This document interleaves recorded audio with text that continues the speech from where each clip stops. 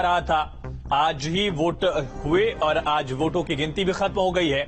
देश के अगले उपराष्ट्रपति होंगे जगदीप धनखड़। 10 अगस्त तक वर्तमान उपराष्ट्रपति वेंकैया नायडू का कार्यकाल है। राजस्थान के झुंझुनू में इनका जन्म हुआ। चित्तौड़गढ़ में सैनिक स्कूल में पढ़ाई की, हाईकोर्ट, राजस्थान सुप्रीम कोर्ट में वकालत की और उसके साथ साथ मंत्री पद भी संभाले और फिर उसके बाद वेस्ट बंगाल का उनको राज्यपाल का जिम्मा दिया गया था। बीजेपी ने एनडीए का उपराष्ट्रपति उम्मीदवार बनाया जगदीप धनखड़ को। जाट समुदाय से आते हैं। एक मिडिल क्लास फैमिली में इनका जन्म हुआ। संघर्षशील जीवन उनका रहा है अब तक का। 71 वर्ष की उम्र है उनकी और एक लंबे संघर्ष के बाद देश के संवैधानिक पद पर, बड़े पद पर उनका अब शपथ ग्रहण होगा। दरअसल उपराष्ट्रपति चुनाव में जगदीप धनखड़ ने जीत दर्ज कर ली है।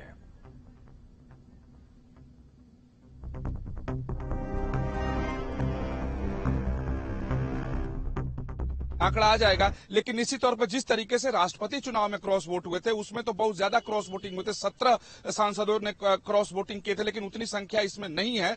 लेकिन फिर भी इसमें संभावना जताई जा रही है कि लगभग 4 से 5 से और एक और भी ज्यादा 6 तक क्रॉस वोटिंग हो सकता है, लेकिन वो आंकड़े बाद में आएंगे। लेकिन जिस तरीके से जो बीजेपी की अगर बात करें तो जो सीट बीजेपी अकेले ही उपराष्ट्रपति बनाने में सक्षम थी, लेकिन एनडीए के घटक दलों के वोट को जोड़ ले और अगर बीएसपी को जोड़ लें, शिवसेना को जोड़ लें, बीजेडी को जोड़ लें, जो दूसरे अन्य दलों ने जो समर्थन देने की घोषणा की, तो उस सभी आंकड़े 525 के आसपास जा रहे थे। तो यह माना जा रहा था कि 525 से ऊपर इनको वोट आएगा, क्योंकि उपराष्ट्रपति चुनाव को देखते हुए यह माना जा रहा था कि कुछ न कुछ वोट इसमें भी क्रॉस होगा। क्रॉस वोटिंग धनखड़ के पक्ष में होना है, क्योंकि मार्गरेट अल्वा के पक्ष में विपक्षी पार्टियां भी बहुत उत्साहित दिखाई नहीं दे रही थी। आज वोटिंग के समय भी वो दिखाई दिया कि जहां एक तरफ बीजेपी और उसके जो घटक दल हैं उनमें उत्साह था वोट डालने को लेकर, तो वहीं जो विपक्षी दल है, खासतौर पर कांग्रेस की बात करें या उनके साथ जो लोग हैं, उनमें कोई उत्साह दिखाई नहीं दे रहा था। वो धीरे धीरे आ रहे थे। आधे वक्त के बाद वो लोग वोट डालने के लिए आया। एक मुफ्त जो वोट टीएमसी का मिल सकता था मार्गरेट अल्वा को,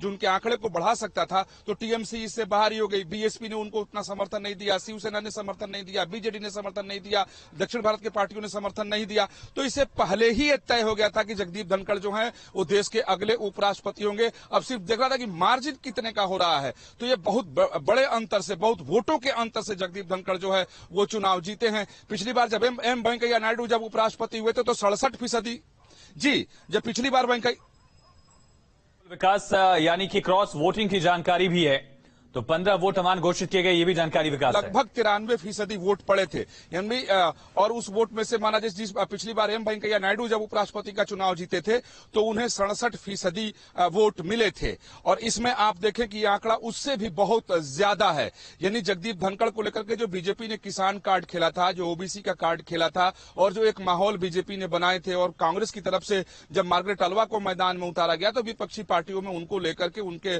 कोई उत्साह दिखाई नहीं दे रहा था। लेकिन बावजूद इसके कांग्रेस पार्टी ये कोशिश करती रही कि इसमें विपक्षी एकता एक बार फिर से बने, विपक्ष लामबंद हो, लेकिन वो राष्ट्रपति चुनाव की तरह ही यहां भी उपराष्ट्रपति चुनाव में विपक्षी एकता लामबंद होती हुई नजर नहीं आई।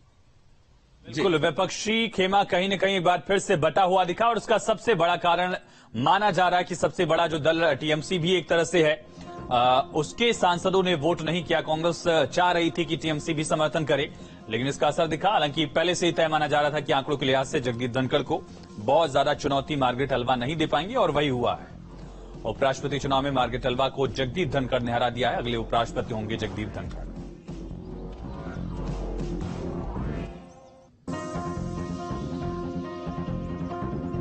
देखिए, इसमें कई सारे फैक्टर हैं। आप देखें कि जगदीप धनखड़ जो है पश्चिम बंगाल के अब तक राज्यपाल थे, अब वो जब शपथ हो जाएगा तो वो उपराष्ट्रपति हो जाएंगे, क्योंकि 10 तारीख को वेंकैया नायडू का कार्यकाल पूरा हो रहा है। 11 तारीख को शपथ ग्रहण समारोह है और 11 तारीख को अपनी कुर्सी संभालेंगे। लेकिन आप देखें कि ममता बनर्जी के सामने बड़ी असमंजस की स्थिति थी कि वो पश्चिम बंगाल में रहते हुए उनके संबंध बहुत अच्छे नहीं थे जगदीप धनखड़ के साथ। दूसरी तरफ जो ममता बनर्जी कांग्रेस समर्थित प्रत्याशी को अपना समर्थन देना नहीं चाह रही थी, यानी ममता बनर्जी कांग्रेस को विपक्ष का नेता मानती ही नहीं है।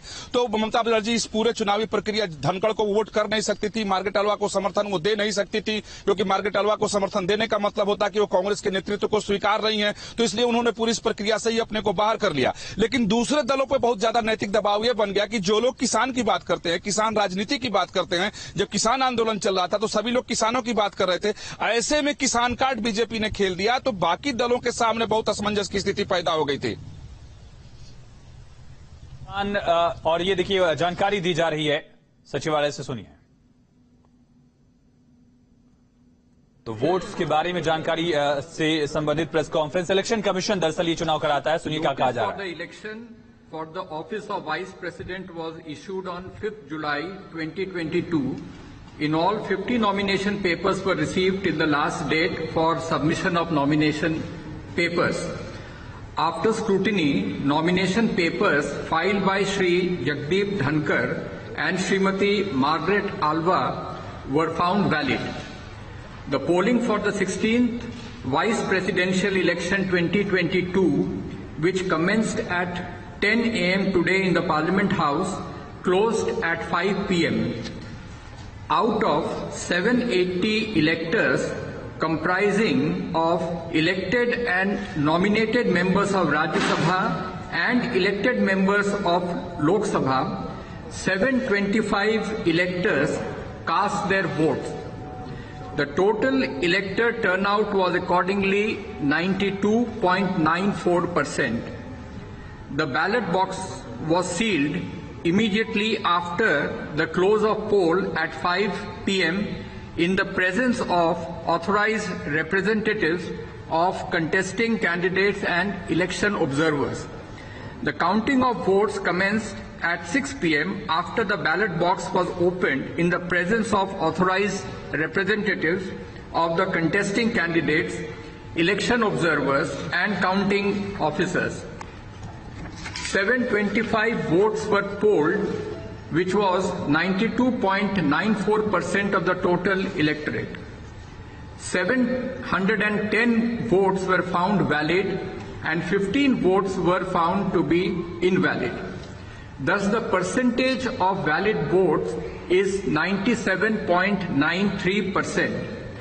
The quota sufficient to get a candidate elected is determined by dividing the total number of first preference votes secured by both candidates by 2 and then adding 1 to the quotient. The quota necessary for being elected to the office of Vice President of India was determined to be 356 votes. On the basis of counting, Shri Jagdeep Dhankar secured 528 first preference votes and Srimati Margaret Alva 182 votes. Therefore, in pursuance of the provisions contained in Section 11 of the Presidential and Vice Presidential Elections Act 31 of 1952, read with Rule 35 of the Presidential and Vice Presidential Election Rules 1974, I, Utpal Kumar Singh, the Returning Officer for the Vice Presidential Election 2022, hereby declare that Shri Jagdeep Dhankar, Raj Bhavan, Ward 45, Hare Street, Kolkata 700001, has been duly elected to the office of Vice President of India.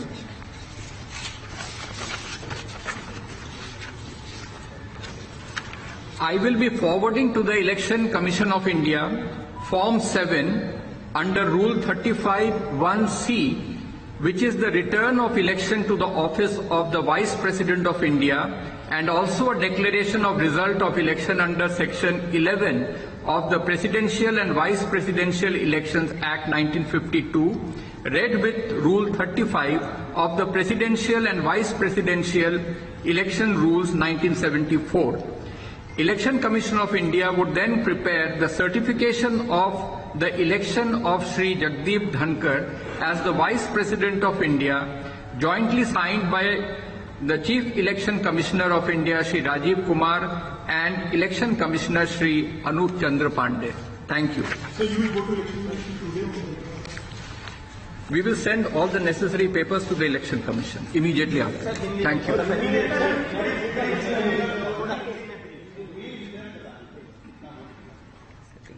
तो returning officer की तरफ से ये तमाम जानकारी दी गई। 92% voting हुई लगभग। हिंदी में अब वो जानकारी दे रहे हैं, सुनिए। 5 जुलाई 2022 को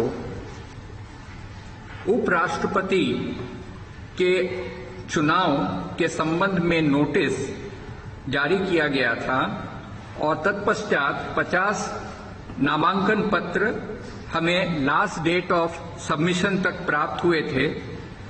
इन नामांकन पत्रों की स्क्रूटिनी के पश्चात श्री जगदीप धनखड़ एवं श्रीमती मार्गरेट आल्वा के नामांकन वैलिड पाए गए। आज प्रातः 10 बजे से पोलिंग प्रारंभ हुआ पार्लियामेंट हाउस में, जो सायंकाल के 5 बजे तक वो चला। 780 इलेक्टर्स में से 725 इलेक्टर्स ने अपने मतदान का प्रयोग किया। यह 92.94% है। 5 बजे के पश्चात बैलेट बॉक्स को सभी कंटेस्टिंग कैंडिडेट्स के प्रतिनिधियों तथा इलेक्शन कमीशन के ऑब्जर्वर्स के सामने सील कर दिया गया एवं 6 बजे के बाद इन्हें सभी प्रार्थियों के एजेंट्स, इलेक्शन ऑब्जर्वर्स तथा काउंटिंग ऑफिसर्स के समक्ष इन्हें इस बैलेट बॉक्स को खोला गया। मतगणना में यह पाया गया कि 725 मत डाले गए थे, जो कि टोटल इलेक्टोरेट का 92.94% है। इन 725 मतों की जब गणना की गई तो ये पाया गया कि 710 इनमें से वैध हैं और 15 मत पत्र वो अवैध पाए गए।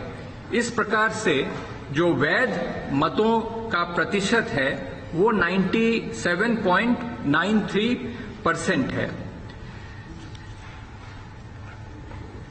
उपराष्ट्रपति के चुनाव के लिए जो कोटा आवश्यक होता है, वह कोटा इस चुनाव के लिए 356 निर्धारित किया गया था।